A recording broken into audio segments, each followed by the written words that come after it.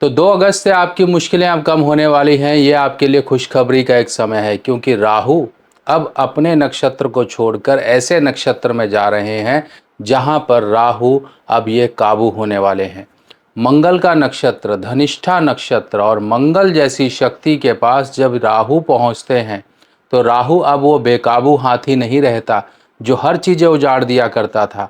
अब वो राहु ऐसा हाथी बन जाएगा जिसके ऊपर महावत बैठकर उस हाथी को चलाएगा।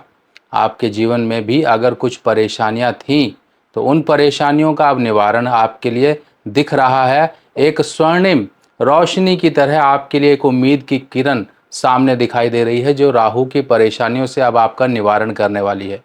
तो सबसे पहले समझिए, ये जो कलयुग है ना, इस कलयुग में राहु का बोलबाला है।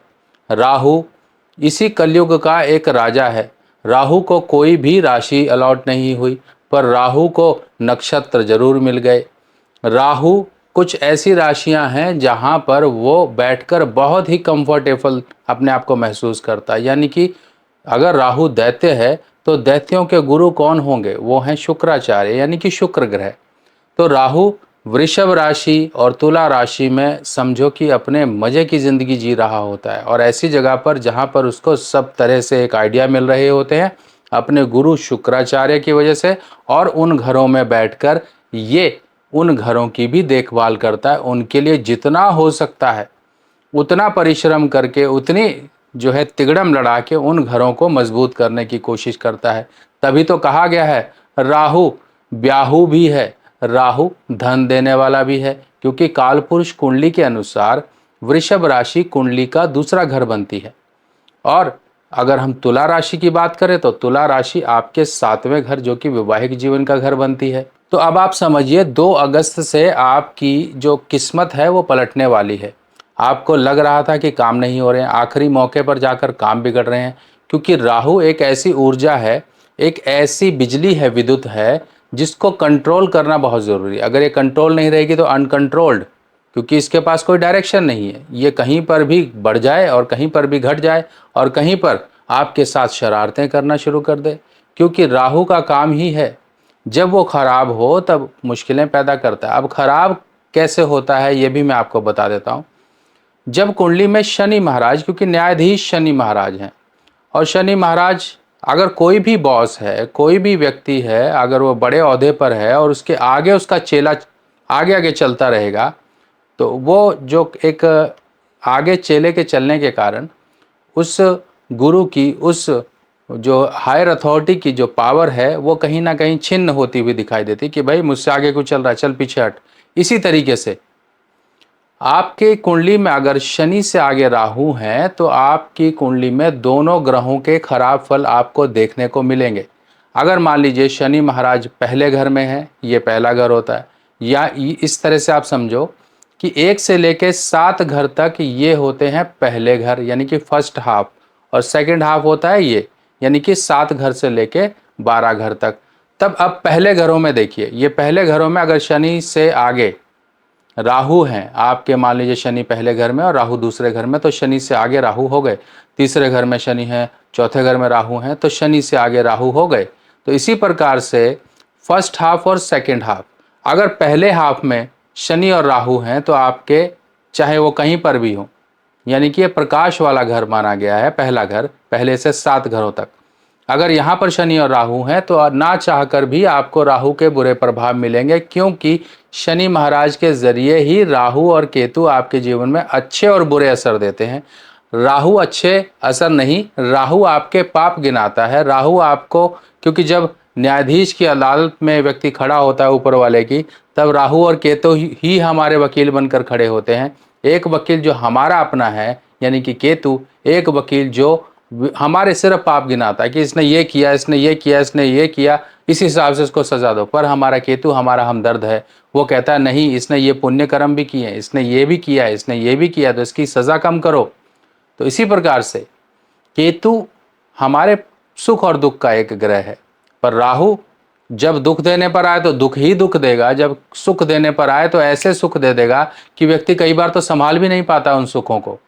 बहुत से लोग ऐसे हैं जिनको सुख मिले पर वो संभाल नहीं पाया। नोट इतना आया कि वो संभाल नहीं पाए, शराब की लत में पड़ गए, या फिर परिवार में विरोध हो गया, या आपसी खूनी संघर्ष में मारे गए, या फिर किसी तरह से निपट गए।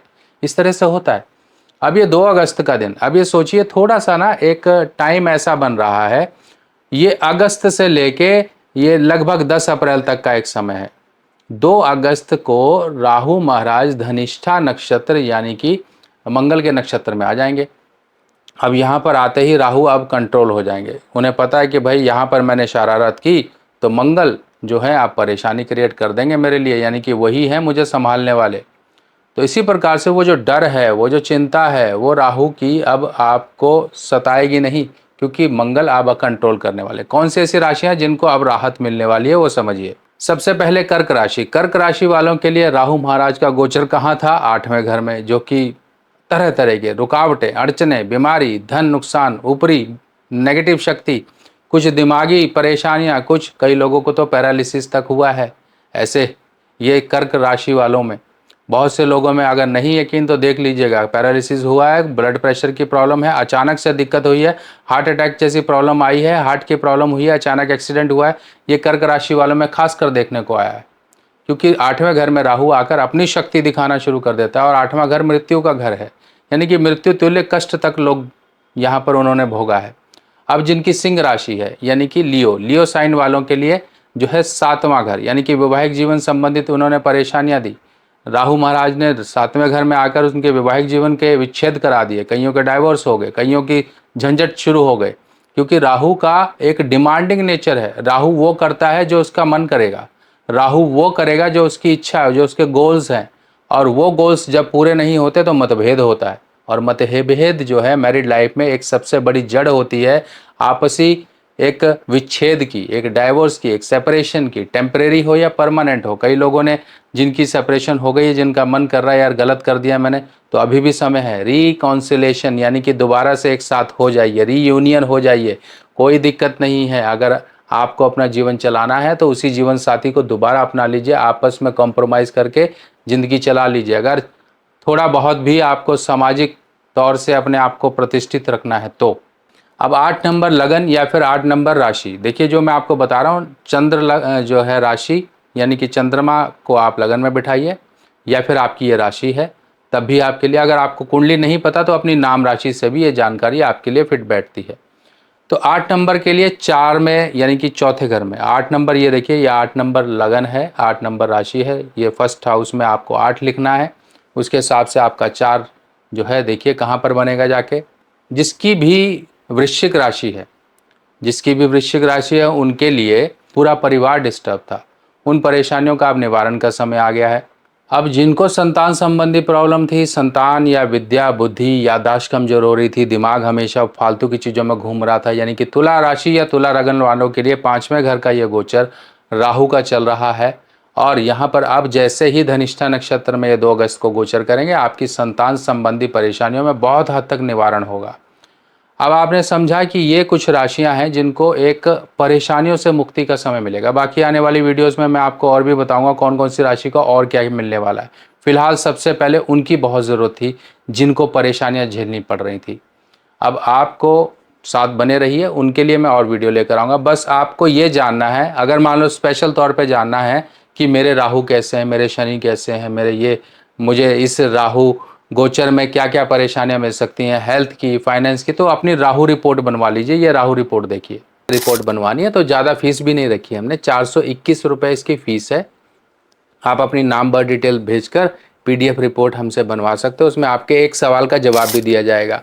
कुछ पूछना चाहते हो, शादी, मैरिज, बीमारी, पैसा, घर, कुछ भी पूछना चाहते हो उसके बारे में, तो उसका एक जवाब भी दिया जाएगा। बाकी इसी तरह की और जानकारियाँ लेके मैं फिर मिलूंगा आपके सामने। तब तक के लिए अपने सुभाष भाई को आज्ञा दीजिए। नमस्कार।